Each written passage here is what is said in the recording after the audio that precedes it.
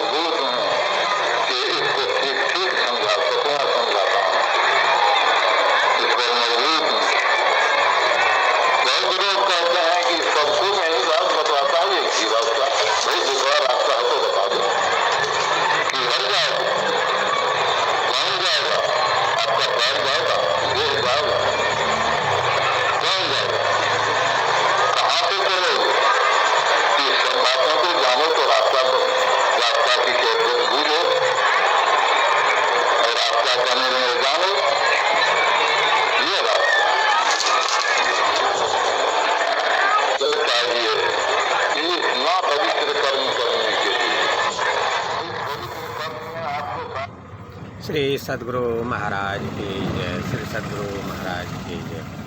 आइए अब गुरु महाराज के सत्संग सुधा सागर ग्रंथ से प्रवचन नंबर 41 का पाठ सुने। बंदो गुरुपद कंज कृपा सिंधु नर रूप हरि, महामोहतम पुंज जासु बचन रवि कर निकर। पूज्य संतजन, आपको मैं बारंबार प्रणाम करता हूँ। आपको कुछ सुनाकर आनंदित करूँ, मैं इस योग्य नहीं, क्योंकि आप मुझसे विशेष हैं। सज्जन वृंद जो उपस्थित हैं, संभवतः ये सब के सब कई दिनों से मेरे कथन को सुन रहे हैं। इनसे भी कुछ विशेष कहना नहीं है, केवल कही हुई बातों को पुनः कहकर इन्हें स्मरण दिलाना है। मेरे पूज्य गुरुदेव ने मुझे आज्ञा दी थी कि जहाँ रहो सत्संग करो। सत्संग की विशेषता पर अपने देश में घटित प्राचीन काल की एक कथा है। गोपीचंद एक राजा थे। उनकी माता बहुत बुद्धिमती और योग की ओर जाने वाली साधिका थी। वे योग जानती थीं और करती भी थीं। उनके हृदय में ज्ञान, योग और भक्ति भरी थी। गोपीचंद बैरागी हो गए थे। गुरु ने कहा, अपनी माता से भिक्षा ले आओ। वे माता से भिक्षा लेने गए। माता जी बोली, भिक्षा क्या दूं? थोड़ा सा उपदेश लेकर जाओ। वह यह है कि बहुत मजबूत किले गढ़ के अंदर रहो, बहुत स्वादिष्ट भोजन करो और मुलायम सैया पर सो। यही भिक्षा है, जाओ। गोपी चंद बोले, आपकी ये बातें मेरे लिए पूर्णतः विरुद्ध हैं। माताजी बोली, पुत्र तुमने समझा नहीं। मजबूत गढ़ सत्संग है, इससे दूसरा और कोई मजबूत गढ़ नहीं है।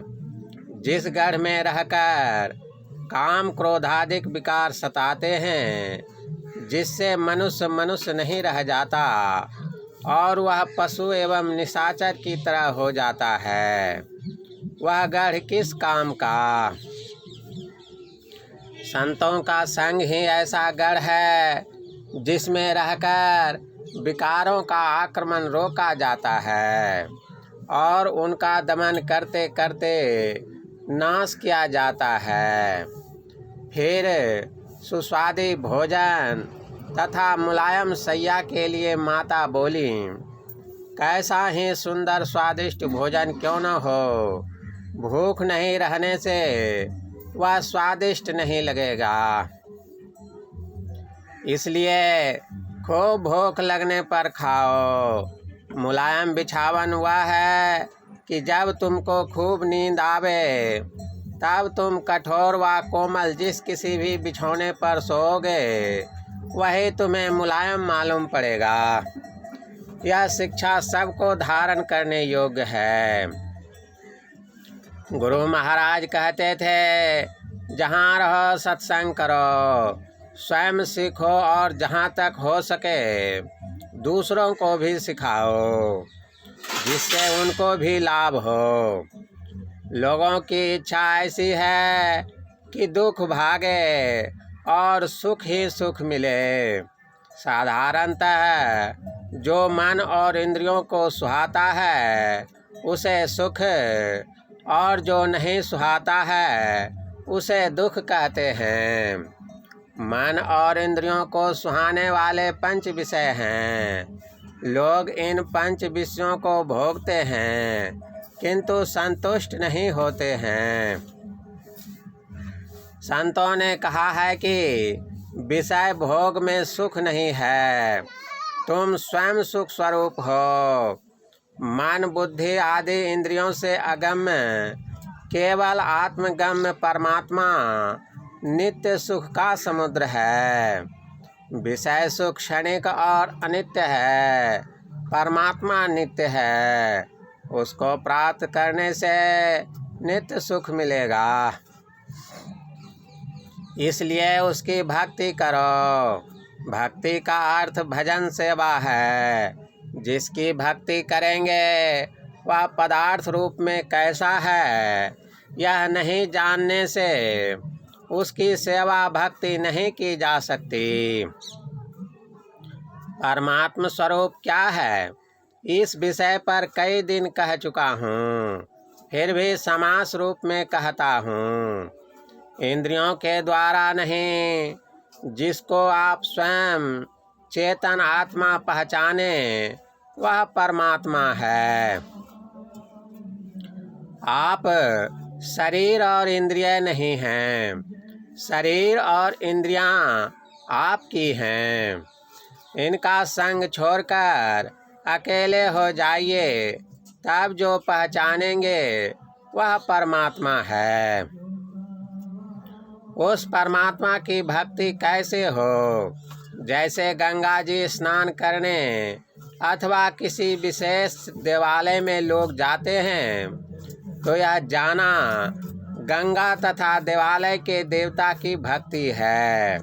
वैसे ही अपने को जब आप शरीर और इंद्रियों से छुड़ा सकेंगे तभी परमात्मा को पाएंगे। यही भक्ति है। इसके लिए गमन करना होता है, शरीर और इंद्रियों से ऊपर उठना यही गमन है, जाना है। प्रभु सर्वव्यापी हैं, किंतु यहाँ उन्हें पहचान नहीं सकते। यहाँ पहचान हो जाती तो कहीं जाना नहीं पड़ता।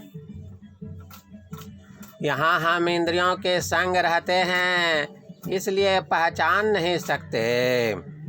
आँख पर रंगीन चश्मा लगाने से संसार के पदार्थ उसी रंग के मालूम होते हैं जिस रंग का वह चश्मा है, या आँख पर पट्टी लगाने से कुछ भी नहीं देख सकते।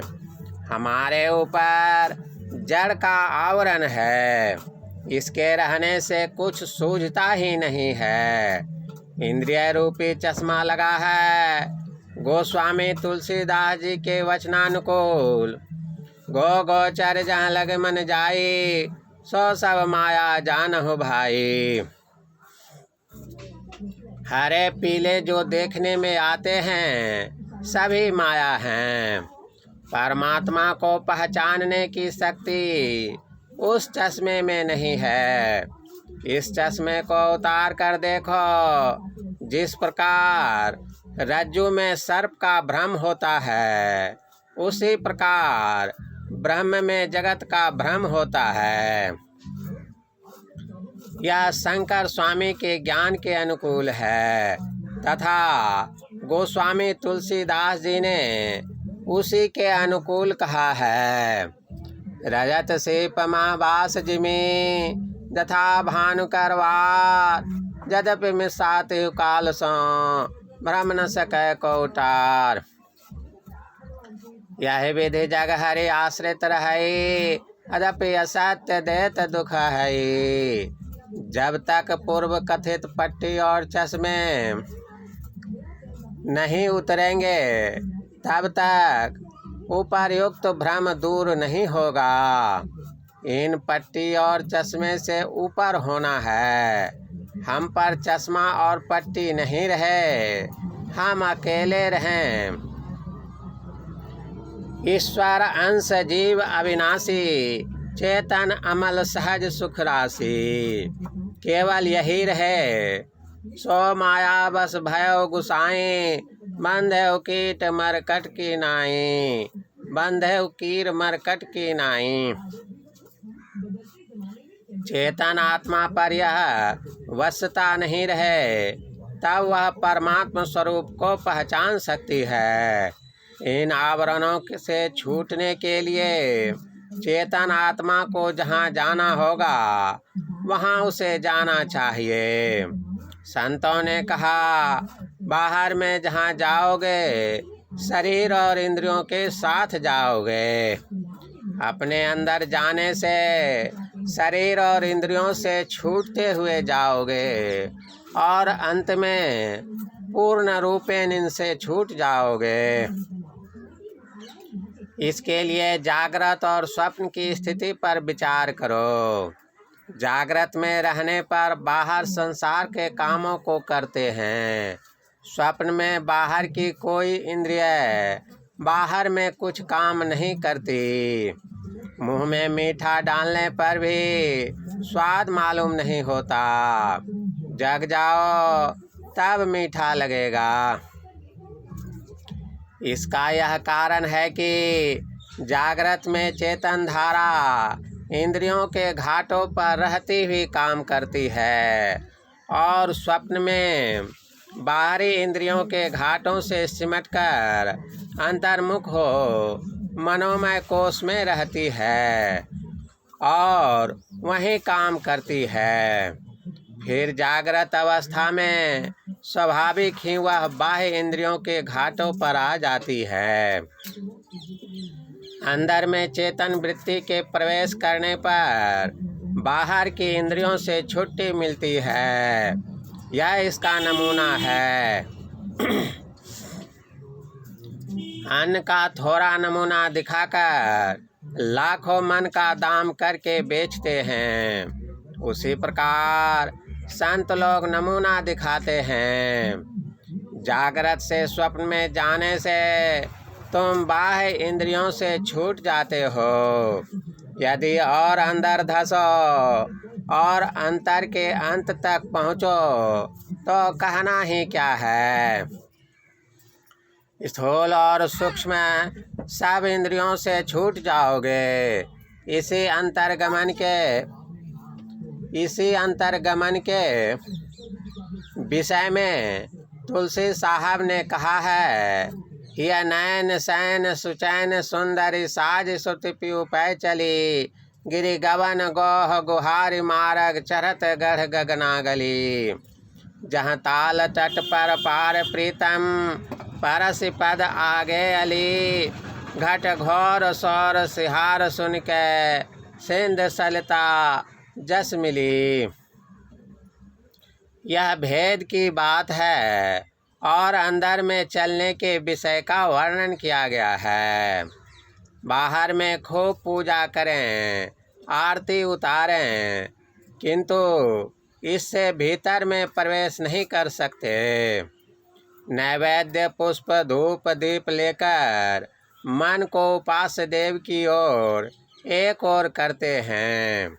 यदि कोई दूसरा ख्याल नहीं रहे तो मन अवश्य एक और होता है। स्तुति करने में भी एक और होता है, जप में भी यही बात होती है, बल्कि स्तुति से जप में विशेष सिमटाव होता है। कारण यह है कि स्तुति करने में बहुत शब्द उच्चारण करने पड़ते हैं, जप में केवल एक ही शब्द को जपते हैं। पूजा कोटि समम स्तोत्रम स्तोत कोटि समम जपः, जाप कोटि समम ध्यानम ध्यान कोटि समो लयः। पूर्ण सिमटाव होने से स्थूल सूक्ष्मादि आवरणों का छेदन होता है। महाकारण रूप आवरण के छूटने से जड़ के सभी आवरण उतर जाते हैं। अब अपनी और अपने प्रभु की पहचान होती है, तब प्रभु हेराया हुआ नहीं रहेगा। इसी का प्रचार हमारे गुरु महाराज करते थे और मैं भी इसी का करता हूँ और इसी विषय को जहाँ जाता हूँ सुनाता हूँ, समझाता हूँ। किंतु यदि किसी तरफ जाना चाहे और पीछे को पिछड़ता रहे तो निर्दिष्ट स्थान तक कोई कैसे पहुँच सकता है।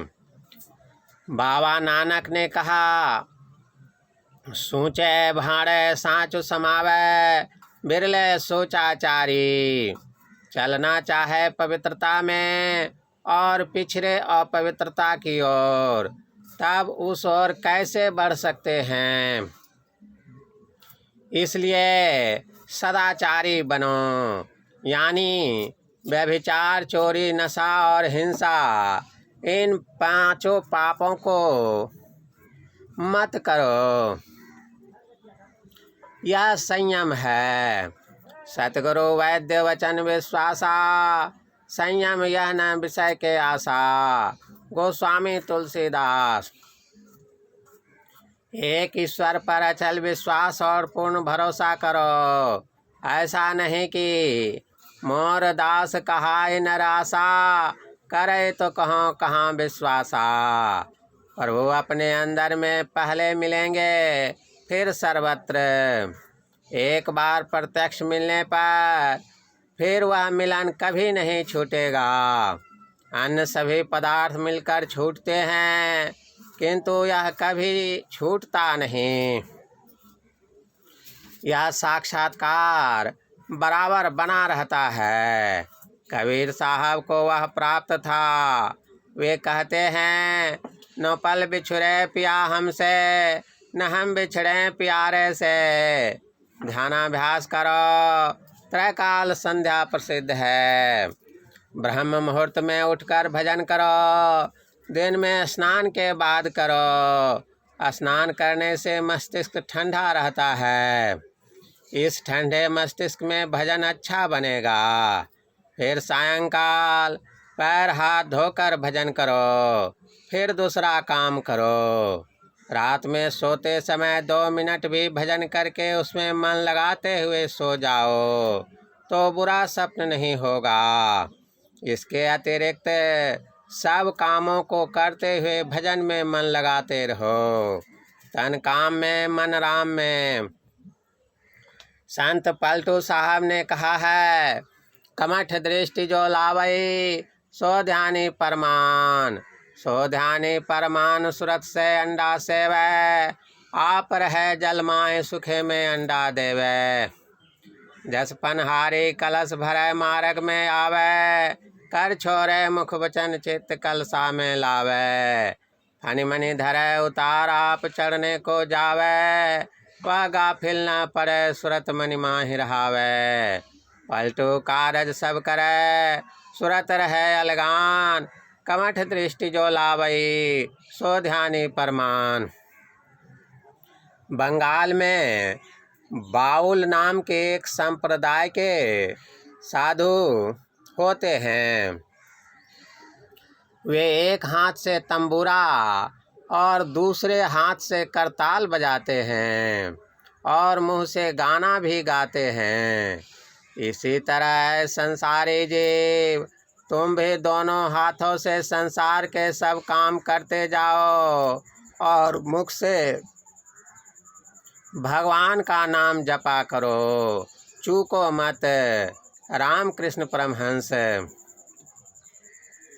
मतलब यह कि काम करते और चलते फिरते हुए भी किसी न किसी तरह जप या मानस ध्यान द्वारा उस ओर आपका ख्याल लगा रहे। जो कहते हैं कि भजन करने के लिए मुझको समय नहीं है, यह बहुत गलत बात है। गपशप करने के लिए समय है, सिनेमा देखने के लिए समय है और भजन करने के लिए समय नहीं है। यह बहुत गलत बात है। फिर सबकी जड़ है गुरु की सेवा करो। आज्ञा सामना सुसाहिब सेवा। एक सर्वेश्वर पर ही अचल विश्वास, पूर्ण भरोसा तथा अपने अंदर में ही उनकी प्राप्ति का दृढ़ निश्चय रखो और नित्य सत्संग करो। इन पांचों को करो और पहले के कहे 5 पापों को छोड़ो। यदि भूल से 5 पापों में से कोई हो जाए तो झूठो पछताओ, ईश्वर से प्रार्थना करो कि फिर ऐसा कर्म मुझसे नहीं बने। स्वयं सचेत रहो और पापों से बचने के लिए शक्ति लगाओ। मन पवित्र करो, क्योंकि पवित्र मन वाले को ही समाधि लगती है। सहज विमल मन लाग समाधि। चंचलता में दुख होता है, स्थिरता में सुख है।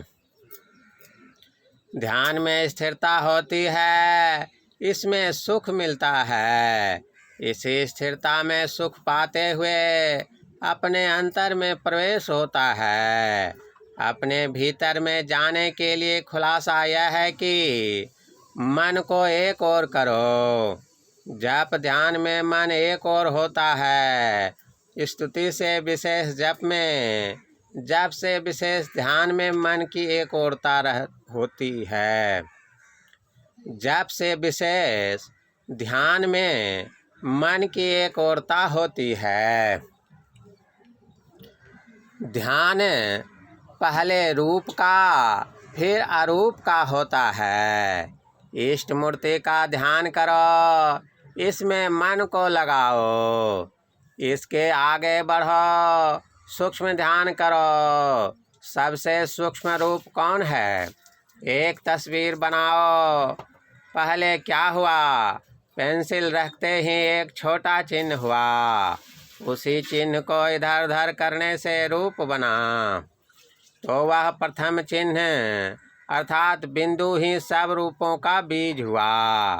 किंतु यह तो माना हुआ बिंदु है। परिमाण रहित यथार्थ बिंदु वह है जिसका वर्णन ध्यान बिंदु उपनिषद के इस श्लोक में है। बीजाक्षरं परं बिंदो नादं तस्य परिस्थितं स्वशब्दं चाक्षरे शीने निःशब्दं परमं पदम। जिसे परम बिंदु कहा गया है उसे पेंसिल से नहीं लिख सकते। हाँ, दृष्टि की पेंसिल से लिख सकते हैं। जहाँ दृष्टि का पसार खत्म हो जाएगा, उसकी धारा का जहाँ अटकाव हो जाएगा, वही परमात्मा का अनोरनियाम रूप उदय हो जाएगा। जब तक यह नहीं होता है तब तक मन को संभालने में बड़ी कठिनाई मालूम होती है। दृष्टि संभाल कर रखनी चाहिए, तब ज्योतिर्बिंदु का उदय होगा। ऐसा ध्यान करो। यह सूक्ष्म रूप ध्यान हुआ। इतना ही नहीं, उसके बाद रूपातीत ध्यान अर्थात नाद ध्यान करना होगा। जिसको बिंदु प्राप्त हो जाएगा उसके लिए यह अंतर्नाद खुल जाएगा। उस नाद को ग्रहण कर परमात्मा तक पहुंचना होगा। नाद परमात्मा से स्फुटित है और उनसे लगा हुआ है। इस प्रकार ध्यान करना चाहिए। बहुत लोग केवल गाने और बजाने में ही परमात्मा की प्राप्ति और मुक्ति मानते हैं, परंतु केवल गाने बजाने से ही मुक्ति नहीं होती है। मुक्ति न होवे नाचे गाए, मुक्ति न होवे मृदंग बजाए, मुक्ति न होवे साखी पद बोले, मुक्ति न होवे तीरथ डोले। गुरु जाप जाने जो कोई, कहे कबीर मुक्त भल सोई। गुप्त जाप जाने जो कोई, कहे कबीर मुक्त भल सोई।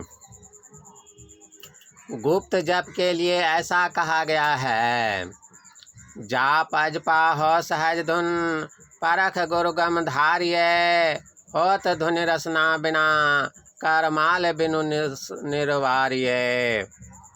कबीर साहब। मुख कर की मेहनत मिटी, सतगुरु करे सहाय, घट में नाम प्रगट भया, बक बक मरे बलाय। सहजे ही धुन होत है, हरदम घट के माय, सुरत शब्द मेला भया, बिछुरत कब हो नाय। कबीर साहब। संतों का अजपा जप है। स्वामी शंकराचार्य ने भी कहा है, भेरे मृदंग शंखाद्याहत नादे मन क्षणम रमे, किम पुनर्नाहते स्मिन मन मधुरे खंडिते स्वच्छे। प्रबोध सुधाकर नादानुसंधान। मन तो भेरी मृदंग और शंख आदि के आघात जन नादों में भी एक क्षण के लिए मग्न हो जाता है। फिर इस मधुबत मधुर अखंडित और स्वच्छ अनाहत नाद की तो बात ही क्या है। नादानुसंधान से बढ़कर कोई साधन नहीं है। यह ऐसा सहारा है कि हम नहीं पकड़ेंगे, शब्द ही हमको पकड़ लेगा। जैसे चुंबक से लोहा पकड़ा जाता है, चुंबक से लोहे को लोग अलग भी कर सकते हैं, किंतु इस शब्द से पकड़े जाने पर शब्द से सूरत को कोई छुड़ा नहीं सकता।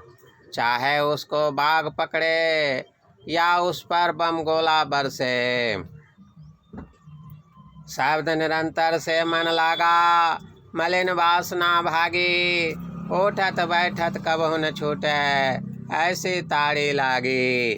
कबीर साहब। सोवत जागत उठत बैठत, टुक विहीन नहीं तारा, झिन झिन जंतर निस दिन बाजे, जम जालिम पचिहारा। दरिया साहब बिहारी। यदि कहा जाए कि साधन एक शरीर में समाप्त नहीं रहेगा, समाप्त नहीं होगा, तो साधन का कष्ट व्यर्थ ही किया जाएगा।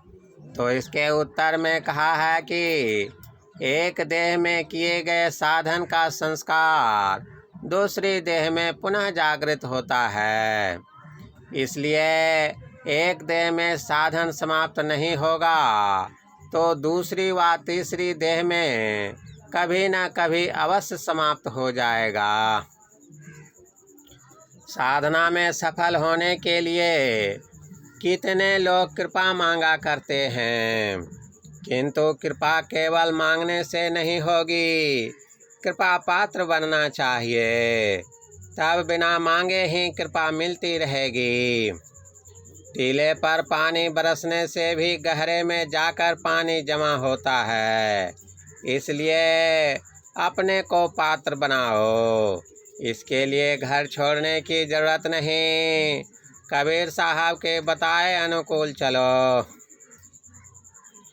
अब दो भूले को घर लावे, सो जन हमको भावे, घर में जोग भोग घर ही में, घर तजी बन नहीं जावे, बन के गए कल्पना उपजे, तब धो कहाँ समावे, घर में जुक्त मुक्त घर ही में, जो गुरु अलख लखावे, सहज शून्य में रहे समाना, सहज समाधि लगावे, उन्मुनि रहे ब्रह्म को चीन्हे, परम तत्व को ध्यावे, सुरत निरत सौ मेला करके अनहद नाद बजावे।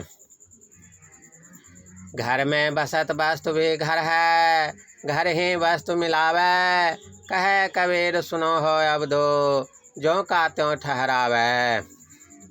संसार में कैसे रहोगे अब यह भी सुनो, संसार में महात्मा गांधी के समान रहो, अर्थात संसार के भी सब कामों को करो और परमार्थ के साधन को भी निभाते जाओ। इसीलिए महात्मा जी के निधन होने पर सब राष्ट्रों ने अपना अपना झंडा झुकाया। अमेरिका, इंग्लैंड तथा रूस आदि सभी राष्ट्रों ने झंडा झुकाया। हम लोगों को स्वराज मिला है, किंतु सुराज नहीं। यहाँ चोरी, घूसखोरी और नैतिक पतन आदि वर्तमान हैं, जिनसे जनता में दुख फैला हुआ है। इनसे बचने के लिए संत मत उपदेश करता है, कानून से नैतिक पतन छूट नहीं सकता, कानून चलता ही है और घूस फूस चलते ही हैं। जहाँ झूठ नहीं वहाँ घूस कहाँ से आवे। इसलिए सदाचार का पालन करो, सदाचार के पालन से सुराज्य में सुराज्य हो जाएगा। हमारा देश द्रव्य के लिए महाकंगाल है, लाचारी है, कमाओ जमा करो, किंतु सच्ची कमाई करो। हम देखते हैं कि शब्द के लिए भी हम कंगाल हो गए हैं, अपनी भाषा से अपने भावों को प्रकट नहीं कर सकते, अपने शब्द को भूल गए। हम लोग हिंदू नहीं, हमारी भाषा हिंदी नहीं और हमारा देश हिंदुस्तान नहीं। हिंदू, हिंदी और हिंदुस्तान ये तीनों शब्द हमारे देश की भाषा के शब्द नहीं हैं। दूसरी बात है कि अपनी भाषा में दूसरे की भाषा को फेंट कर नहीं बोलो। आजकल ऐसा हो गया है कि जो एक अक्षर भी अंग्रेजी लिखना पढ़ना नहीं जानता, वह भी अपनी भाषा में अंग्रेजी शब्दों को मिला कर बोलता है। यहाँ तक कि घर की माई दाई भी समय के स्थान पर टाइम बोलती हैं और टाइम नहीं बोल सकती है तो टेम बोलती हैं। यह बात अच्छी नहीं। सब कोई सदाचार का पालन करो, सब दुख भाग जाएंगे। हमारे गुरु महाराज जी ने 1909 ईस्वी में कहा था, पहले आध्यात्मिकता का पद है, तब सदाचार, फिर सामाजिक नीति और अंत में राजनीति का पद है। तात्पर्य यह है कि आध्यात्मिकता की ओर चलने से सदाचार का पालन करना अवश्य होगा। समाज के लोग सदाचारी बन जाएंगे तो सामाजिक नीति अच्छी हो जाएगी, और सामाजिक नीति जब अच्छी होगी तो राजनीति कभी बुरी नहीं हो सकेगी, वह आप ही आप सुधर जाएगी। अपने देश तथा सारे संसार को गुरु महाराज के उपर्युक्त उपदेश को मानना और पालन करना बहुत आवश्यक है, नहीं तो स्वराज में सुराज्य नहीं आ सकता। यह बात सब लोग दृढ़ता से जान लें। श्री सद्गुरु महाराज की जय। श्री सद्गुरु महाराज की जय। प्रभु प्रेमियों, सद्गुरु महर्षि में ही परमहंस जी महाराज का यह प्रवचन बिहार राज्यांतर्गत रोहतास जिले के सासाराम में दिनांक 13/11/53 ईस्वी को रात्रिकालीन सत्संग में हुआ था। श्री सद्गुरु महाराज की जय। प्रभु प्रेमियों, अभी आप लोगों ने जो प्रवचन का पाठ सुना वह इसी पुस्तक महर्षि में ही सत्संग सुधा सागर से पाठ करके सुनाया गया। यह पुस्तक सत्संग ध्यान ऑनलाइन स्टोर पर उपलब्ध है, इसे आप वहां से मंगा सकते हैं। जय गुरु महाराज।